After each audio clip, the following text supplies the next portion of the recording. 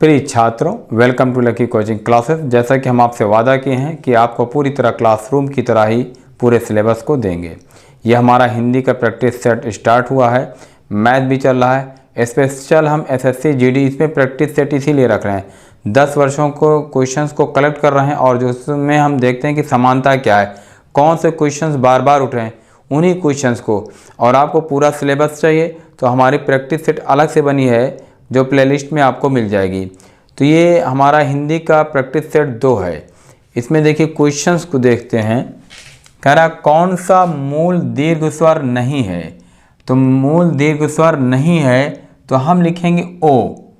अब आते हैं, देखिए मूल स्वर 4 हैं, मूल स्वर सिर्फ 4 हैं, आ ई उ और री। जब मूल स्वर 4 हैं तो इसी का दीर्घ मूल स्वर कहलाएगा आ ई उ।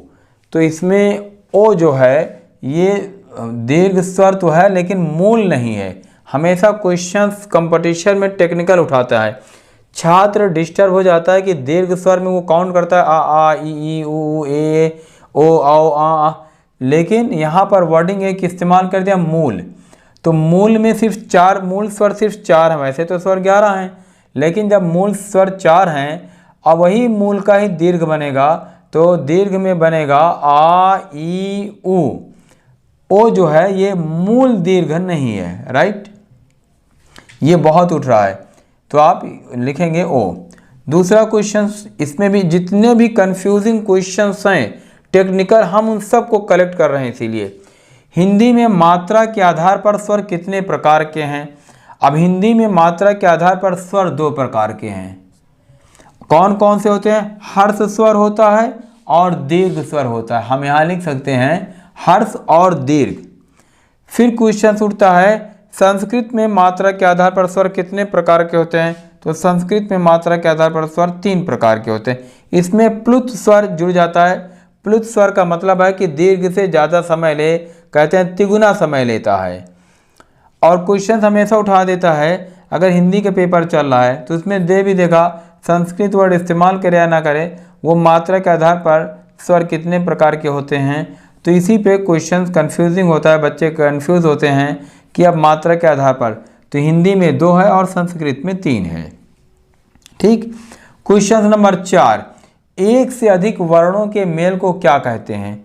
एक से अधिक जब वर्ण मिलते हैं तो उसको कहते क्या हैं, तो वो व्यंजन कहलाएगा। जब एक से अधिक वर्ण मिल जाएंगे तो वह व्यंजन हो जाएगा, राइट। क्वेश्चन नंबर 5 देखिए, अंतस्थ व्यंजन कौन सा है, तो अंतस्थ व्यंजन जो है ये भी आपके 4 हैं। वाह, ये अंतस्थ व्यंजन है। अंतस्थ व्यंजन में क्या क्या आ जाएंगे, या, रा, ला और वाह, ये अंतस्थ व्यंजन आपके हैं। अल्पप्राण व्यंजन कौन सा है, तो अल्पप्राण जो है ये गा है। ठीक। इसमें अल्पप्राण में आप याद रखें टेक्निकल की सब विषम है। विषम का मतलब है प्रथम, प्रत्येक वर्ग का प्रथम और तृतीय और पंचम वर्ण जो है वो अल्पप्राण कहलाएगा। प्रथम, तृतीय और पंचम, और उसके बाद और वर्ण आ जाएंगे। ठीक। फिर क्वेश्चन नंबर 7, घोष वर्ण कौन सा है, तो घोष वर्ण में ये आपका जो है ये घोष वर्ण है। ठीक। और फिर 8वां क्वेश्चन आता है पार्श्विक ध्वनि कौन सी है, तो पार्श्विक, पार्श्व का मतलब बगल, बगल से जो निकलता है, तो इसमें सिर्फ एक ही है ला। आपको सिर्फ यही याद करना है। अभी डिफिनीशन बताएं कि ये जीभ का अगला भाग तालू से मिलता है, तो इसको आप कर नहीं सकते हैं। सिर्फ एक बताने बता दिया जाएगा कि जिह्वा से कहाँ टच हो रही है, तालू में, फिर बगल से हवा निकल जा रही है, अल्पप्राण को नहीं पहुँच रही है। लेकिन सिर्फ आपको एक ही वर्ड याद करना है कि पार्श्विक ध्वनि जो है सिर्फ ला है।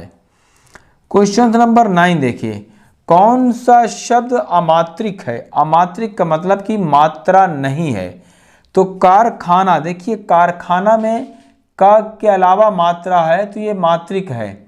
चिड़िया में भी च के अलावा ई लगा है तो मात्रिक है। और बरगद जो है ये अमात्रिक कहलाएगा। अब आप ये ना सोचें कि बा में भी बा और आ मिल रहा है, ये तो एक व्यंजन को कंप्लीट करता है। कोई भी व्यंजन बिना स्वर की सहायता से बन नहीं सकता। वो स्वर लगेगा और वो ध्वनि कहलाएगा, वो मात्रा में काउंट नहीं होता है। मात्रा में काउंट तब होगा जब उसको अलग से काउंट किया। जैसे ये का है तो का में आ लगा है लेकिन आ अलग से दिया इसीलिए मात्रिक हो गया। चिड़िया में लगा है या लगा है तो ये मात्रिक होगा। बरगद में कोई मात्रा नहीं है। अब आप ये नहीं कह सकते कि बा में बा और आ मिलकर बना, रा में रा और आ मिलकर गा, ये मात्रिक नहीं, तो व्यंजन को कंप्लीट करने वाले स्वर लग रहे हैं, तो ये आपका बरगद होगा।